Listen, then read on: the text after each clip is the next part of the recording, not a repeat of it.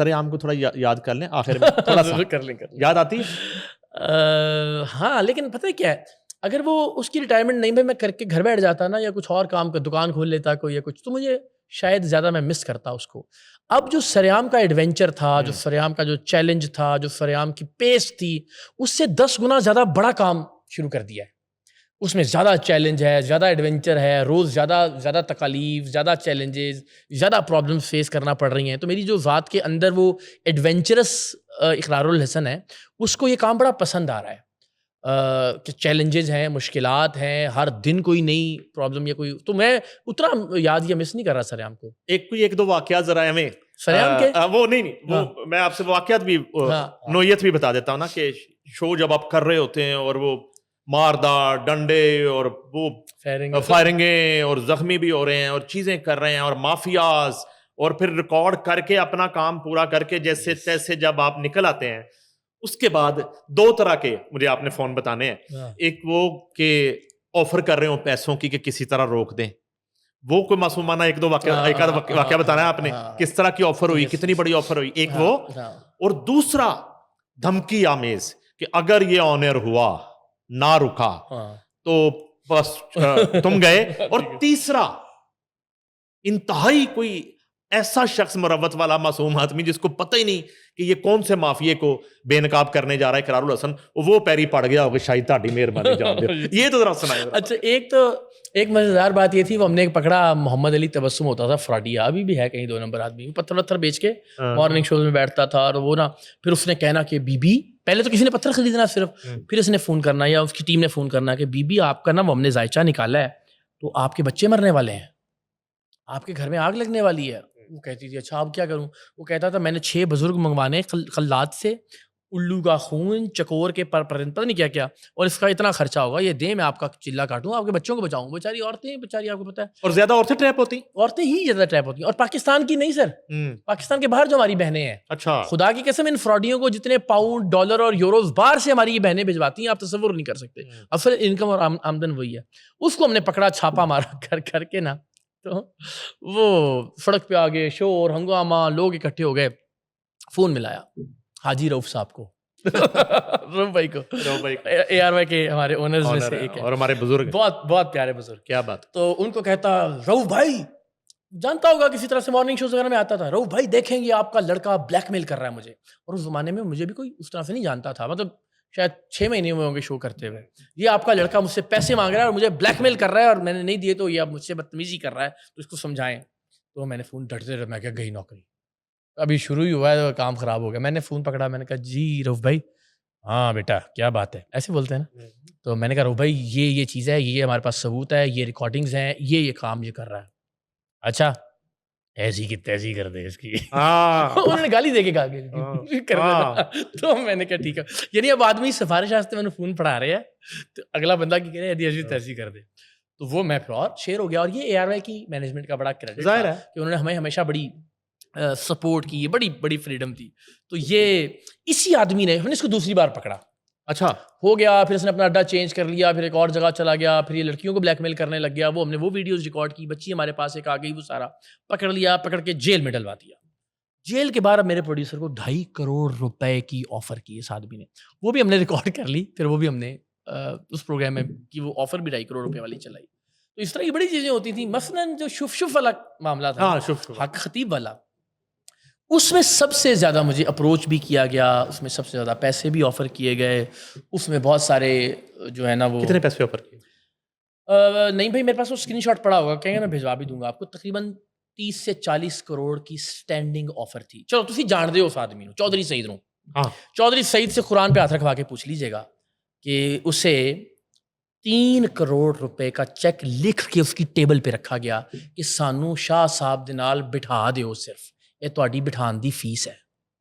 یعنی صرف ٹیبل پہ لانے کے لیے میرے وکیل دوست کو 3 کروڑ روپے کا چیک لکھ کے دیا, جیسے جی چاہے چودھری سے کنفرم کر لیجیے گا. سٹارٹ یہاں سے ہوا تھا. تو اللہ کا بڑا احسان ہے. میں ہمیشہ یہ سوچتا ہوں یار, میں نے شف کے خلاف اس لیے جد و جہد شروع کی. بندہ غلط چن لیا تھا, وسیم کو کہتے میٹنگ ہو جاتی. یہ بھی ہو سکتا.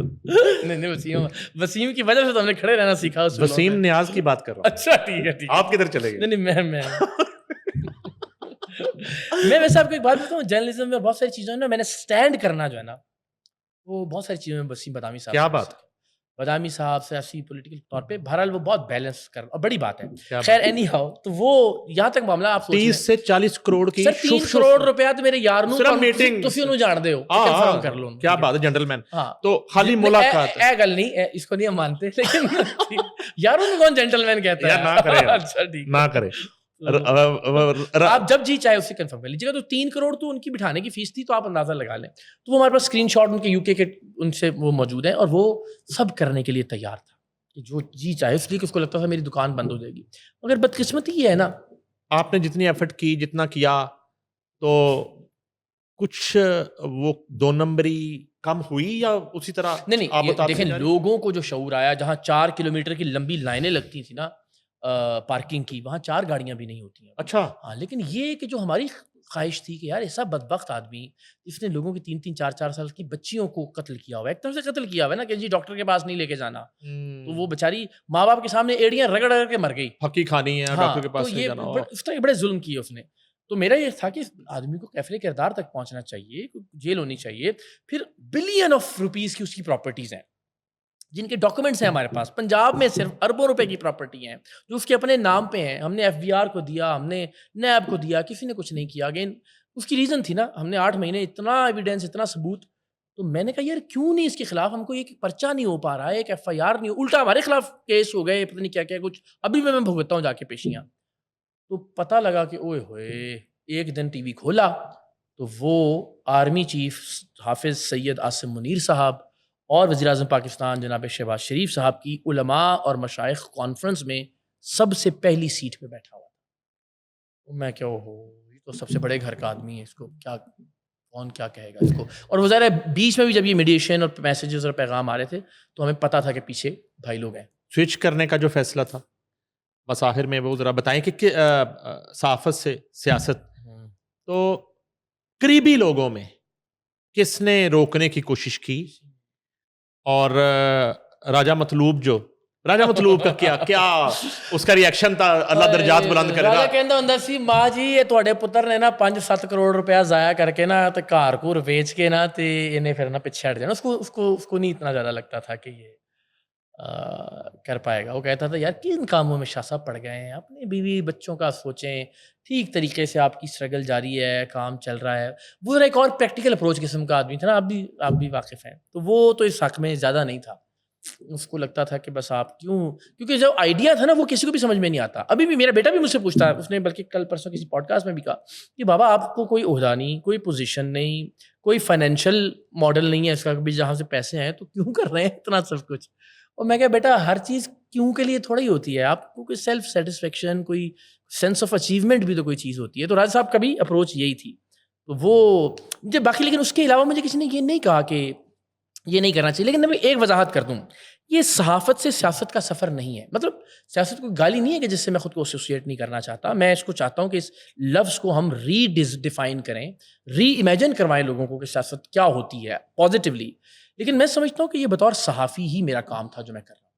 جیسے سر سید احمد خان نے بطور صحافی علی گڑھ تحریک چلائی تھی, جیسے مولانا ظفر علی خان نے بطور صحافی تحریک پاکستان میں رول پلے کیا تھا, ایسے بطور صحافی میں عوام راج تحریک میں اپنا کردار ادا کر رہا ہوں. اور یہ سارے صحافیوں کی ذمہ داری ہے کہ وہ لوگوں کو بتائیں کہ آپ نے افراد اور خاندانوں کو پارٹیاں سمجھ لیا ہے. وہ لوگوں کو بتائیں کہ یہ ڈرامے باز, جھوٹے منافق جو اپنی پارٹیوں میں جمہوریت نہیں لا سکے یا نہیں لانا چاہتے, وہ ملک میں جمہوریت لانے کی بات صرف آپ کو بیوقوف بنانے کے لیے کرتے ہیں. تو یہ ہم جرنلسٹ کا کام ہے. مجھے لگتا ہے کہ میں بطور صحافی یہ کام کر رہا ہوں. میرا جب کوئی عہدہ نہیں, میں کوئی الیکشن نہیں لڑوں گا یا کوئی. صحافت میں جب ٹف ٹائم آپ کا بھی آتا تھا تو وہ مجھے واقعہ یاد آ گیا, وہ آپ نے اسٹنگ آپریشن کیا تھا ریلوے کا, خواجہ سعد رفیق وفاقی وزیر ریلوے تھے, اور وہ کامیاب ہو گیا اور انہوں نے کیس کر دیا آپ کے اوپر, اور آپ پریس کلب تھے اور بھابھی جو ہیں وہ بلٹن پڑھ رہی تھی اور میں بیپر دے رہا تھا. یہ تو بہت بار ہوا نا. اچھا, تو کہنے کا مقصد ہے کہ وہ ساتھ کھڑی ہوتی تھی آلویز. تو اب اس معاملے میں ساتھ کھڑی ہیں بھابیاں, تینوں بھابیاں پوری طاقت اور قوت کے ساتھ. اور میں سمجھتا ہوں کہ میری والدہ خاص طور پر اور میری ان تینوں بیگمات کا یہ ہمیشہ کریڈٹ اور کنٹریبیوشن رہے گا کہ خاص طور پہ ذرا مشکل وقت بھی ہے اب تھوڑا سا آج کل نا, ظاہر ایک جاب ختم ہوئی ہے، آپ نے کوئی نیا ایونیو شروع کرنا ہے، یا بزنس جو پہلے تھوڑے بہت ایک دو چل رہے تھے ان میں بھی یہ کہ وہ آپ نان سیریس لے رہے تھے نا ان کو، اب جب سیریسنیس سے اور تھوڑا سا انکم جنریشن، تو تھوڑا سا فائنینشلی بھی بہت لوگوں نے اپنی بہت ساری چیزوں اور ضروریات پہ کٹ لگایا، تو مجھے بڑی خوشی ہوتی ہے اور میں بڑا خوش نصیب ہوں اس معاملے میں کہ اللہ نے مجھے میرے زندگی کے ارد گرد وہ لوگ عطا کیے ہیں کہ جو میری سپورٹ ہیں، میرے مشکل وقت میں بھی، میرے کامیاب وقت میں بھی، اور مجھے یقین ہے کہ ان لوگوں کی بدولت انشاءاللہ یہ جو میرا خواب ہے اس کی تعبیر پالوں گا میں۔ انڈیویجول یہ جہاز ٹیک آف کرے گا، کسی پارٹی کے ساتھ کہیں لٹکنے کی کبھی کوشش نہیں دیٹ کریں گے؟ ڈپینڈس، دیکھیے یہ فیصلہ میں نے نہیں کرنا، یہ فیصلہ اس جماعت کے جو الیکٹڈ عہدے داران ہوں گے، جو منتخب لوگ ہوں گے، یہ اس وقت ان حالات اس تناظر میں خود فیصلہ، میں آج کہہ دوں کہ اس کے ساتھ ہوگا اس کے ساتھ نہیں ہوگا، تو یہی تو ڈکٹیٹرشپ ہے۔ میں کون ہوتا ہوں یہ فیصلہ کرنے والا؟ جو منتخب لوگ ہوں گے، جو پاکستان بھر سے منتخب ہو کر آئے ہوں گے، الیکٹڈ کیبنٹس میں، الیکٹڈ کمیٹیز میں یا الیکٹڈ بورڈز میں، وہ ڈیسائیڈ کریں گے کس وقت انہیں کون سا راستہ اختیار کرنا ہے، تو یہ فیصلہ ان منتخب لوگوں کی عقل اور دانش پہ چھوڑ دیتے ہیں۔